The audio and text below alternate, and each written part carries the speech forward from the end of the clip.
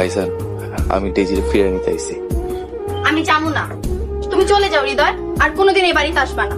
না করার আগে একবার চিন্তা ভাবনা করে না করো। দেখো হৃদয় কত বদলায় গেছে। তুমি তো দেখো নাই, যদি দেখতা তাহলে এই কথা বলতে পারতা না। শেষে 10-12 দিন ও আমার রোজ মারধর করতো। ও একটা জানোয়ার, আর জানোয়ার কখনো মানুষ হয় না। ডেজি, আল্লাহর কসম আমি। চুপ, তোমার মুখে আল্লাহর নাম মানায় না, তুমি একটা মিথ্যাবাদী। এক শর্তে আমি এই বাড়িতে থাকতে পারি। আমি এই বাড়িতে থাকলে ডেইজি এই বাড়িতে থাকতে পারবো। ডেইজিকে তুমি বাড়ি থেকে বের করে দাও, নয়তো আমি বাড়ি ছেড়ে চলে যাবো।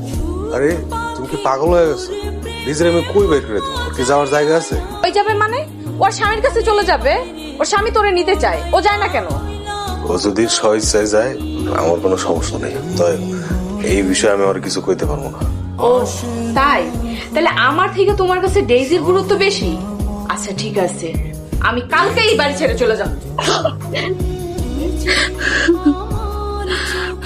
হৃদয় তুমি? ডেজি, আমি তোমাকে মাফ চাইতে এসেছি, তুমি আমাকে মাফ করে দাও। আমি তোমার সাথে অনেক বড় অন্যায় করছি। তুমি মাফ না করলে আল্লাহ আমার মাফ করবেন না। আমি তোমার ফিরে নিতে চাই ডেজি। কিন্তু হৃদয়, তা তো সম্ভব না। কেন সম্ভব না ডেজি? তুমি চাইলে আমরা আবার সংসার সাজাবো। তুমি খালি একবার রাজি হও।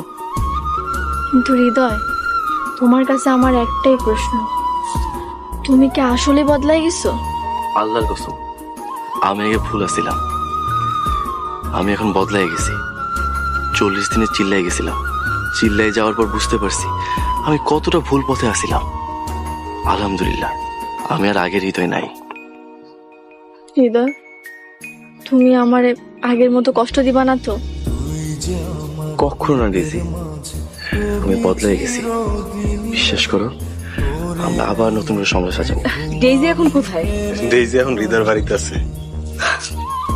নাটকটা তাহলে কাজেই লাগলো, তাই না? হ্যাঁ, অনেক কাজে লাগছে। আর দেখতে হবে না অভিনয়টা কে করছে? অভিনয় তো তুমি সুন্দর করছো।